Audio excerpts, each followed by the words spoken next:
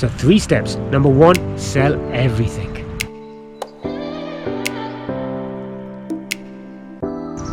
Number 2, buy a vehicle. We bought Konu, the expedition truck.